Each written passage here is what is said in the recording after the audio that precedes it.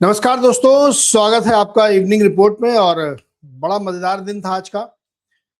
Market ने bounce back किया और वापस 24,000 का जो एक बहुत ही महत्वपूर्ण मनोवैज्ञानिक स्तर है, साइकोलॉजिकल लेवल, उसको अचीव किया।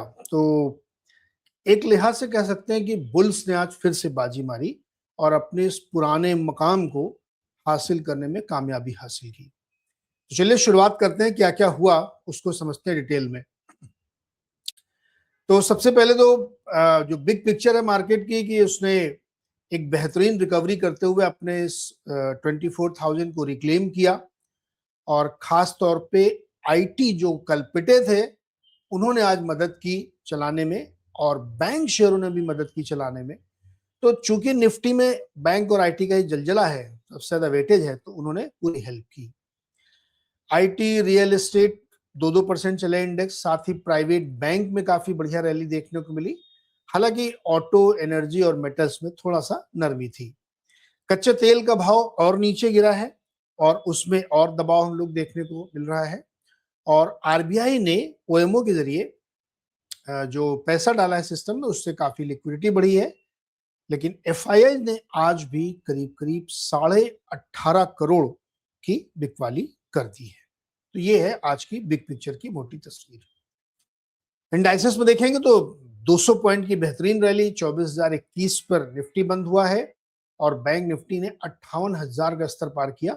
1000 पॉइंट की लगभग की रैली इसमें बनी। तो बहुत ही बेहतरीन प्रदर्शन इन दोनों में आप कह सकते हैं। आज मिड स्मॉल में थोड़ा सा नरमी थी। आप 500 का इंडेक्स देखिए तो 0.5% ऊपर गया है। इवन माइक्रो कैप तो फ्लैट या रेड में ही बंद हुआ है, क्योंकि आज दिग्गजों का दिन था। आईटी दिग्गज है, बैंक दिग्गज है, तो वहां पे रैली ज्यादा मजबूत देखने को मिली। हीट मैप को आप देखेंगे तो आज HDFC bank, ICICI bank, SBI वगैरह सब चमकते हुए आपको देखने को मिल रहे हैं। टीसीएस, इन्फोसिस, टेक महिंद्रा जैसे स्टॉक्स भी आपको चमकते हुए दिख रहे हैं।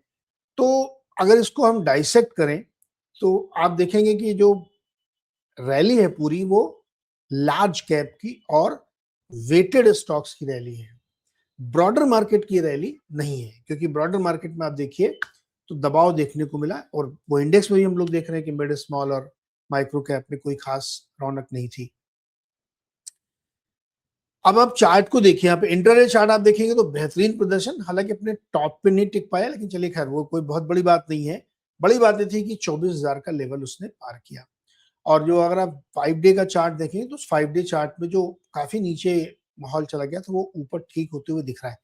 एक बहुत इंपॉर्टेंट बात ध्यान रखिए आप, कि ऑप्शन डेटा आपको कितनी मदद करता है मार्केट की रेंज समझने में।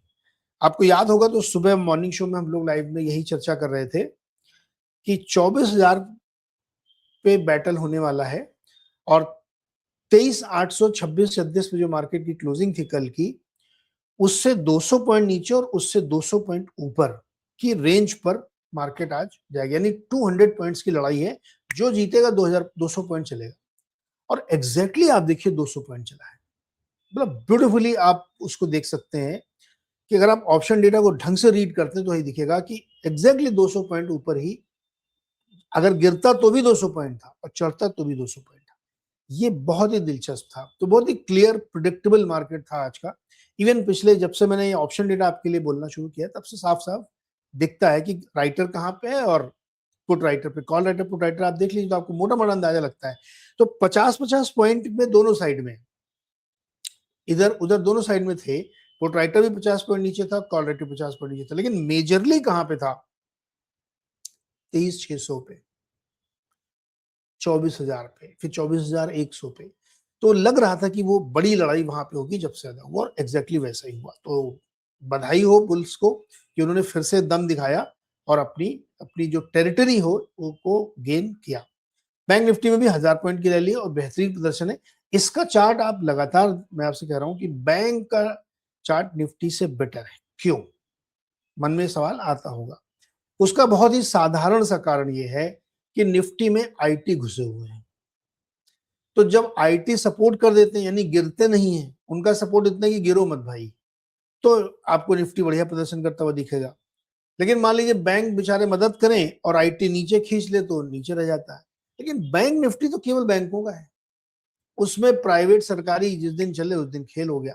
तो इसलिए आप देखिए कि बैंक निफ्टी का चार्ट निफ्टी की तुलना में बेटर है, क्योंकि वहां पे आईटी का प्रेशर नहीं है। आज आईटी थोड़ा सा मदद कर गया तो निफ्टी ऊपर भाग गया।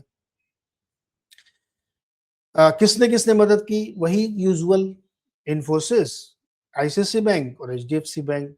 टीसीएस भी उसमें जोड़ लीजिए, क्योंकि ये चारों बड़े हैवी वेट हैं। और फिर एक्सेस और ये सब है।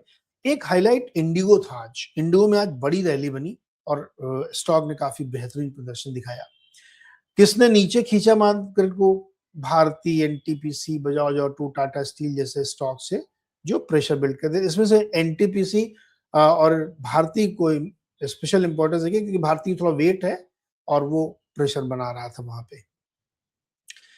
एचडीएफसी बैंक का चार्ट देखिए, अच्छा चार्ट है। देखिए अभी कुछ दिन पहले हम लोगों ने देखा 750 था, अब फिर 800 के करीब पहुंच गया। अब ये 800 पे हर्डल हो जाता है इसके लिए, क्योंकि 800 पे ये फंसता है थोड़ा।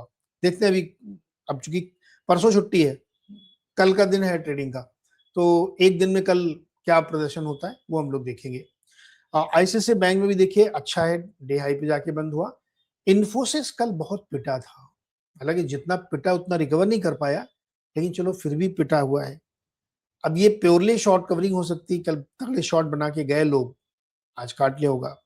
आज रिपोर्ट्स भी आई थी एक जेपी मॉर्गन की, बहुत लेट रिपोर्ट आई। जेपी मॉर्गन ने तमाम आईटी स्टॉक्स को डाउनग्रेड किया है और बड़े कारण उन्होंने गिनाए कि एआई होगा तो ऐसा होगा वैसा होगा। I think story already play out है, लेकिन उसके बावजूद ठीक है, जेपी मॉर्गन एक बड़ा ब्रोकिंग हाउस है, लेके आया, लेकिन उसकी रिपोर्ट का उल्टा ही सब चल गए क्योंकि ऑलरेडी कल पिटे हुए थे, तो they are late in the reporting. But उनकी रिपोर्ट को आप खारिज नहीं कर सकते कि वो रद्दी की टोकरी में डाल दूंगा। प्राइस मूवमेंट के हिसाब से आज आपको लग रहा होगा कि जेपी मॉर्गन ने जो लिखा है उसका कोई मतलब नहीं है, पुरानी बातें आज हमको बता रहे हैं वो। लेकिन उनकी बातों की जो क्रक्स है वो ये है कि इनकी जो समस्याएं हैं आईटी इंडस्ट्रीज की, वो खत्म नहीं हुई है और आगे चलती रहेंगी। अब जुलाई के फर्स्ट वीक से ही माहौल बनना शुरू हो जाता है रिजल्ट का, और इस बार का रिजल्ट काफी इंपॉर्टेंट होगा। क्या कुछ कमाल ये लोग करते हैं कि नहीं करते हैं, हमें देखना पड़ेगा। इंडिगो की मैंने बात की, तो इसको देखिए आप, बहुत ही ब्यूटीफुल चार्ट है ये, मतलब एकदम बेहतरीन। खुलने के साथ ही इसने जो अपनी ट्रेजेक्ट्री बनाई है वो, अगर मैं त्रिकोण के हिसाब से बात करूं, ज्योमेट्री के हिसाब से, रेखागणित के हिसाब से, तो ये 60 डिग्री का कोण बनाता हुआ दिख रहा है। और प्रोजेक्टाइल अगर फार्मूला लगाइए तो 60 डिग्री में जो चीज फेंकी जाती है 45 से 60 के बीच में सबसे दूर जाती है। तो ये 60 डिग्री दिख रहा, तो ये सुबह से ही लग रहा था कि इसमें एक बढ़िया रैली बनेगी, 5% की रैली बनी। वन रीजन, क्रूड काफी नीचे है तो उनका इसको फायदा हुआ। 29, 21, 259, 41, 12, 2 और 20, 27, 22, 27, यानी जो एडवांस डिक्लाइन का नंबर है वो ठीक है, अच्छा है, बुरा नहीं है। बहुत ग्रेट नहीं कह सकते, लेकिन ओके टाइप का नंबर है कि एडवांस डिक्लाइन भी ठीक ठाक था। Real estate, IT, financial services, PSU bank usual index level पे इसमें बड़ा गेन देखने को मिला। लूजर में एनर्जी, ऑटो और मेटल स्टॉक्स थे। लेकिन सबसे दिलचस्प आंकड़ा ये है भाई, हमारा अनुमान था ऐसा कि आज चूंकि लार्ज कैप में रौनक दिख रही है तो शायद एफआईआई लोग थोड़ा बख्श देंगे, लेकिन नहीं बख्शा उन्होंने। 1800 करोड़ का माल चिपका दिया, बेच दिया उन्होंने। ये नेट नंबर होता है इक्विटी मार्केट का, कि कितना बेचा खरीदा उसका नेट है, तो नेट में वो नेगेटिव है 1800 करोड़ के। डीआई ने भी 3600 करोड़ खरीदा। मुझे एक चीज बार बार परेशान कर रही है कि डीआईआई क्यों इतना संकोच कर रहे हैं। एफआईआई तो नहीं बेच रहा, चलो कम बेच रहा या नहीं बेच रहा, कभी वो 100 करोड़ खरीद भी लेता है। डीआईआई किस बात का संकोच कर रहे हैं भाई? क्रूड आपके फेवर में, हॉर्मुज का पूरा स्ट्रेट खुल गया है वो आपके फेवर में, ईरान के साथ वॉर लगभग बंद हो चुका है वो आपके फेवर में। तो किस बात का इंतजार है भाई? क्यों नहीं आप मार्केट को खींच के ले जाते हैं ऊपर और शानदार रैली कराते हैं? एक डर, एक संकोच, क्या अर्निंग सीजन का है या करेंसी का इंपैक्ट अभी भी है, क्योंकि डॉलर बहुत ही स्ट्रांग होता जा रहा है अगेन एंड अगेन, उसका इंपैक्ट है? आई डोंट नो, पता चलेगा धीरे धीरे। लेकिन अभी मुझे ऐसा लगता है कि जो डीआईज हमारे हैं वो थोड़ा सा संकोच में है। अगर आप अदर एसेट क्लासेस में क्या चल रहा है, तो गोल्ड सिल्वर में लगातार नरमी है, यहाँ बनी हुई है। क्रूड देखिए आप $75 पे आ गया है। इसलिए मैं कह रहा था कि जब जब 75 पे आ गया ब्रेंट, तब तो सरपट मार्केट में दौड़ना चाहिए, दौड़ ही नहीं रहा है। बॉन्ड यील्ड ठीक है, करेंसी सुबह जो थी उससे थोड़ा 10-20 पैसा मजबूत ही हुई है, लेकिन अभी भी रफली 95 साढ़े 94 के बीच में झूल रही है। तो एसेट क्लास में कोई ऐसी दिक्कत नहीं दिख रही, चारों तरफ फेवरेबल इसमें एक सिनेरियो बना हुआ है।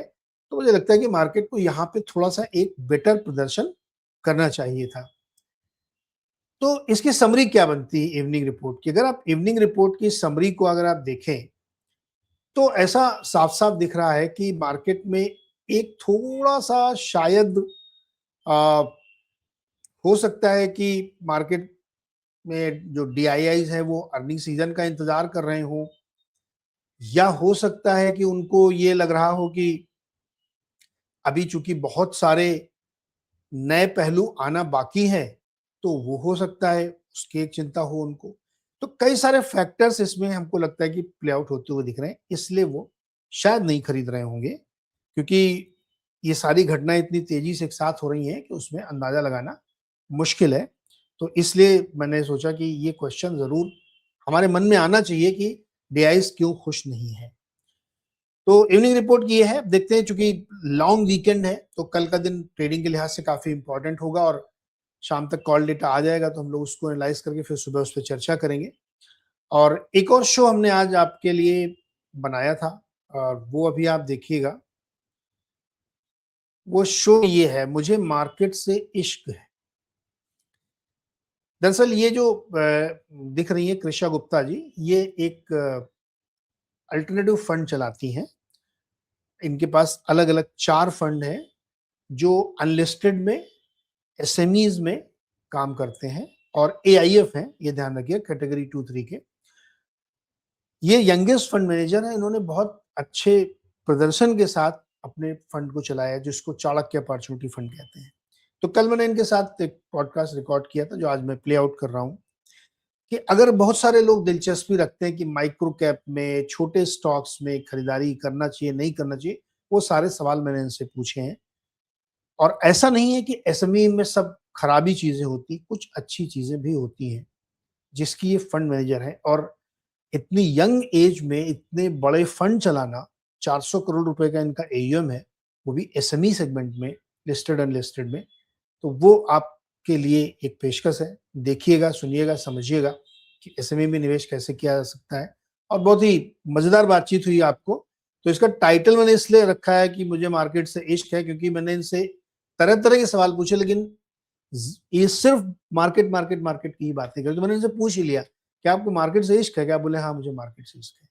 तो हमें लगता है कि ऐसे लोगों को थोड़ा-सा प्रमोट भी करना चाहिए, क्योंकि महिलाएँ इस फील्ड में कम आ रही हैं। और ये मेरा एक बायस है कि फाइनेंशियल फील्ड में जो महिलाएँ हैं, उनको थोड़ा प्रमोट करना चाहिए। तो देखिएगा, अच्छा लगेगा आपको शो, कमेंट करके हमें बताइएगा। आपकी प्रतिक्रिया का इंतज़ार रहेगा। तो रिएक्शन हमें ज़रूर चाहिए इसमें। तो फिलहाल इवनिंग रिपोर्ट में दोस्तों आज के लिए इतना ही। उम्मीद करते हैं कि आपको पसंद आई होगी रिपोर्ट, और इस शो को ज़रूर देखिएगा, मेरी रिक्वेस्ट है आपसे। और फिर हमें कमेंट करके बताइएगा कि ये शो आपको कैसा लग रहा है। थैंक यू सो मच, मिलते हैं कल सुबह 6:55 पर।